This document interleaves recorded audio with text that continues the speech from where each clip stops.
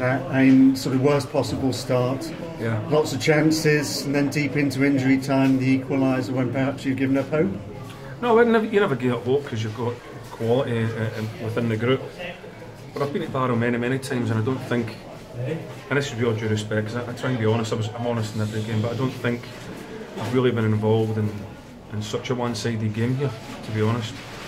We've had numerous chances and we'll be disappointed that we haven't taken them.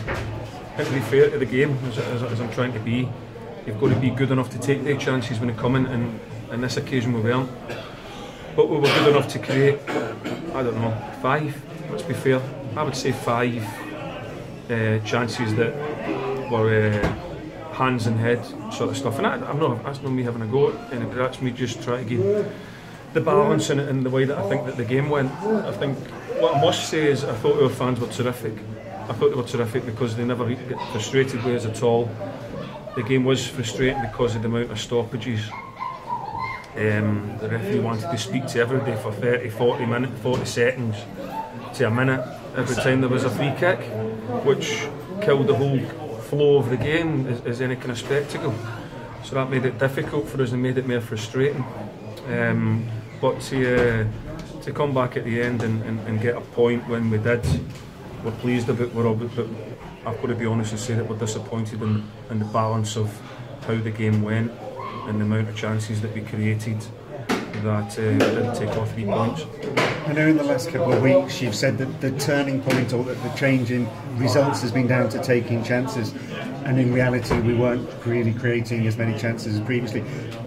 You've obviously demonstrated that we can finish those chances on a normal game. Do you take comfort nonetheless from the chances we've created? Yeah, I think you do. You look at the game fairly to judge your own team, and it's obviously about making and taking chances. That's probably the best measurement of how you're doing as a group, and doing it. However you create the chances, you obviously look at that. But we had a number of 1v1s today that we are obviously with the quality of players, as I keep saying. That's why, because I love our players and I rate them so highly.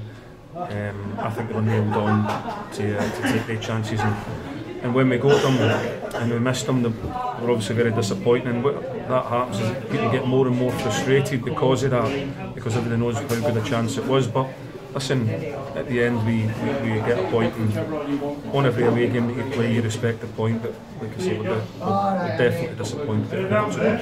Just thinking about that, for a player, is it easier to score when it's instinctive than when you've got time to think about it?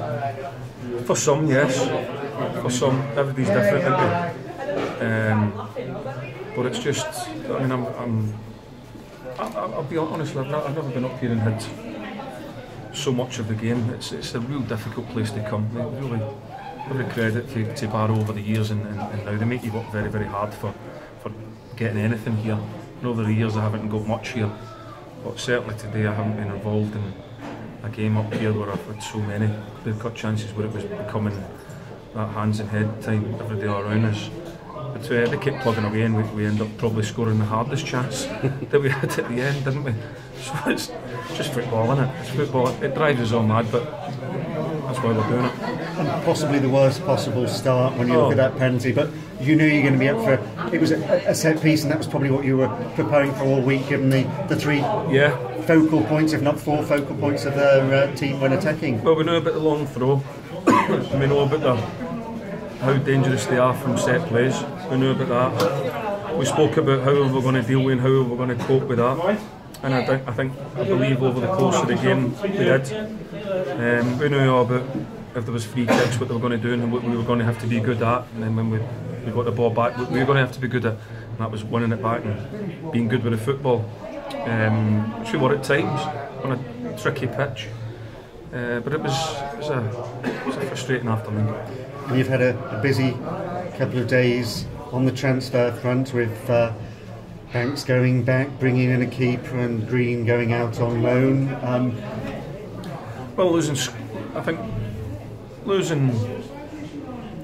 the amount of players that had been playing first team football for us, and the one hit, got to give the lads credit that didn't affect us massively. The boys that came in I worked very hard in between not playing and putting a good shift for us today, so I'm really pleased with that. But like you say, to lose so many and so many influential players has taken, this is a bit of a blow, because we're down to everything that's came today.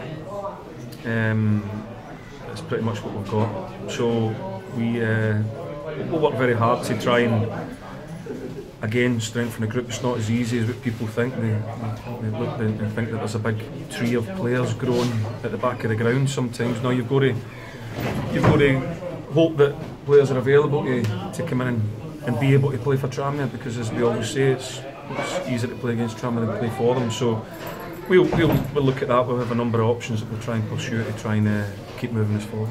And on the injury front, you're just coming up with good news, or it looks as if you're out of it.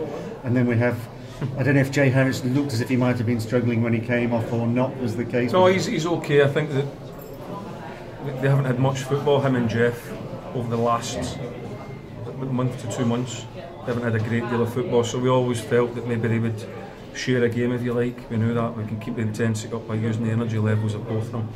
So no, they're all right. We'll have a look at Buxton. You get a bit of a sore one. We'll see how that is, and then we'll dust ourselves down over the weekend and go again Monday. And if I can ask you one question, just with regards to your managerial challenges, when you've got somebody who thinks, right, there's an opportunity created for me and a player comes on loan, is that a difficult job for you to motivate or to put your arm around a player to say, well, actually, I brought somebody in who's going to be playing ahead of you now? I'm struggling to understand the question. What do you mean? If somebody's brought in to replace people? You said on Saturday, sort of Luke Pilling, or sorry, on Monday, I don't know if Luke Pilling's going to be playing or not now. We'll have a look to work out what's best for the club. I mean, probably Luke's thinking, here's my opportunity to make a name for myself and get a run of games. Is that a challenge for you as a manager also when you bring a player in? Because not only have you got to bring somebody in, but you've perhaps got to let somebody down who thought they might be starting on Saturday. Yeah, but what I also said was, the add-on to that I hope you understand is, it's about Tranmere. No, yeah, you said that. It's about Tranmere Rovers. If I believe that I have the ability to bring in somebody who, at a certain stage, I believe will help to move Tranmere forward, then we'll do that. I have no emotion about that, like I said, because at the end of the day, it's all about Tranmere. It's not about me, it's not about any individual. It's about me trying to get the best players on the pitch as possible to try and win games for the football club. And if I believe that I have to make decisions in doing that, then I'll do that, and I'll stand by that. So, to bring players in, I've obviously brought them in because I believe it's the right thing to do to win games for Tranmere. Jake Kirby getting the assist today, first chance we've really seen of him since his injury, and what a ball into the box. Well, he played last week though, didn't he? He came on against, who was it at the home game? Guiseley. So he's had a run out there, he had 20 minutes there, and he's trained a lot in between, so it's his second run out.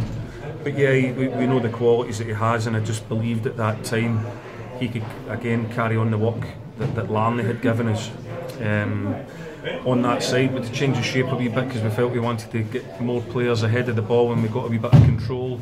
We're delighted. We all know that Jake's got quality, and the ball into the box was terrific, and we attacked it and it landed for us, and we probably put in the toughest chance of the day. Similar to last week when we said the positive maybe was that it was defensive errors that were costing the goals at far, and that maybe you could take a positive out of that. Can you take a positive out of the way that you got the point today and how late you fought to get it? I think it's a good point, yeah. I don't really like referring back too far, but the final game, I think we all knew 2 set plays and a goal from a throw-in, a couple of errors we were really disappointed about. But you've got to give credit when it's due, and the lads were pretty faultless today. I think pretty flawless in terms of how they defended. Did we have a really lot of defending to do? Maybe not as much as what you'd expect up here, but yeah, like you say, it's good that they've tidied it back up again today. And I know we lost an early goal, but we kept battling on. We kept trying to play the football that we believe will bring us success. A couple of really good blocks from Reece Taylor in the first half. How did you think he did on the stage? Yeah, like you said, started to come in. He's only just met the lads. He came in yesterday, so he's trained with us for the first time yesterday. He's an experienced goalkeeper who, that's all credit to Eric. as a goalkeeping coach, and his remit is when we need a goalkeeper, he has a list of them, and Reece was right at the very top of it, so we managed to get that done very, very quickly, and we get an experienced goalkeeper into the group, because we all know how important the games are coming up, and we can't take any chances. Is it that experience that maybe made you go for him as opposed to Luke? Yeah, I think so. I think with sort of 19 games to go, it's maybe you sort of, my thinking is always what's the best thing to do for Trammy without it being a gamble. And young Luke's learning his trade, and when you learn your trade, we don't really know what we're going to get until we get them out there, so we just err on the side of caution. It's not a position that I want to take a gamble and find out that somebody's not ready in any of the important games that we're involved in. So we felt it was the right decision at the right time when the games are massive, to make sure that we have a bit of experience in there. And if I could just ask, we spoke to Mike Jackson after the game about Dylan Motley-Henry last week. Now we know he's injured, but the situation at Barnsley was that they were undergoing a takeover and there weren't going to be any transfers in or out of there. There have been a few now, so can we maybe expect to see Dylan back once his injury clears up? I don't know, we haven't spoken to him. We said when he went back we would like to be considered, that if he was going to go back out on loan, we hoped that this was a good option for him. As we've said about other ones that we've sent back or have gone back, it's always difficult. We have a number of options that we're pursuing. They're ongoing, and it'll all be because that we think that they can help to move the group forward, so we'll keep doing that. Thank you very much, Micky.